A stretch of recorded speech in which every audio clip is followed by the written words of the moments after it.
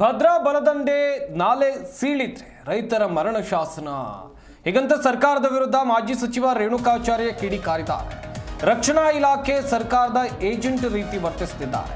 ಭದ್ರಾ ಜಲಾಶಯದ ರೈತರ ಜೀವನಾಡಿ, ಇದನ್ನು ಒಡೆಯೋಕೆ ಹೋಗಿಲ್ಲ. ಡ್ಯಾಂಗೆ ಮುತ್ತಿಗೆ ಹಾಕಿದ್ರೆ ಹೆದ್ದಾರಿ ಕೂಡ ಬಂದ್ ಮಾಡ್ತಿದ್ದೇವೆ.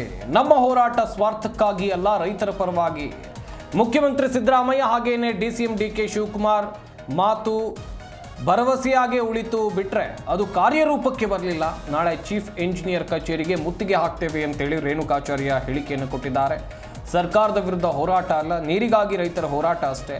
ಬಲದಂಡೆ ನಾಲೆ ಬಳಿ ತಕ್ಷಣ ಕಾಮಗಾರಿ ಸ್ಥಗಿತಗೊಳಿಸಬೇಕು ಅಂತೇಳಿ ಸರ್ಕಾರವನ್ನು ಮತ್ತೊಮ್ಮೆ ಒತ್ತಾಯಿಸುವಂಥ ಕೆಲಸವನ್ನು ಎಂಪಿ ರೇಣುಕಾಚಾರ್ಯ ಮಾಡಿದ್ದಾರೆ.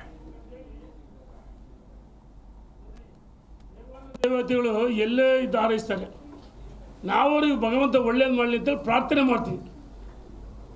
ಫಿಸಿಕಲಿ ನಾವು ರೈತರ ಪರ ಹೋರಾಟಗಳಿದ್ದೀವಿ. ಈ ಇಲ್ಲಿಂದ ಸಾಸವಳ್ಳಿ ಬಗ್ಗೆ 3 ದಿವಸಗಳ ಕಾಲ ನಾವು ಹೊನ್ನಾಳಿ ಎಲ್ಲ ಕಡೆ ಕರಪತ್ರ ವಿತರಣೆ ಮಾಡ್ತೀವಿ. ರೈತರ ಜಾಗೃತಿ ಮೂಡಿಸ್ತೀವಿ. ಇಡೀ ನಮ್ಮ ಕ್ಷೇತ್ರ ದಾವಣಗೆರೆ ಜಿಲ್ಲೆಯಾದ್ಯಂತ ಜಾಗೃತಿ ಮೂಡಿಸ್ತಾ ಇದ್ವಿ. 2000 ಅಂತ ಬಂದೇ ಬರ್ತಾರೆ. ಇದು ನೋಡಿ, ಇದು ನಾವು ಯಾವುದೇ ರೈತರನ್ನು ವಾಹನವನ್ನು ಮಾಡಿ ಕರೆತರ್ತಲ್ಲ, ಸ್ವಯಂ ಪ್ರೇರಿತವಾಗಿ ಅವರೇ ವಾಹನಗಳಲ್ಲಿ ಬರ್ತಾರೆ. ನಾವು ಯಾರೂ ಕರೆತಾರಲ್ಲ, ಜಾಗೃತಿ ಮೂಡಿಸಿ 100% ವಿಶ್ವಾಸದಿಂದ ಬರ್ತಾರೆ.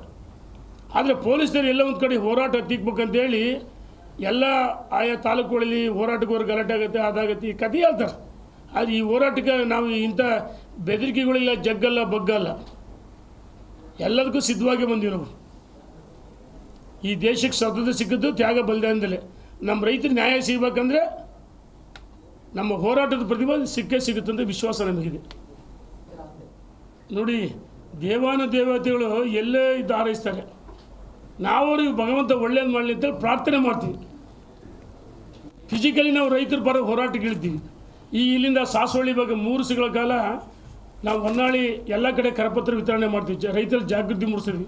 ಇಡೀ ನಮ್ಮ ಕ್ಷೇತ್ರ ದಾವಣಗೆರೆ ಜಿಲ್ಲೆಯಾದ್ಯಂತ ಜಾಗೃತಿ ಮೂಡಿಸ್ತಾ ಇದ್ವಿ. 2000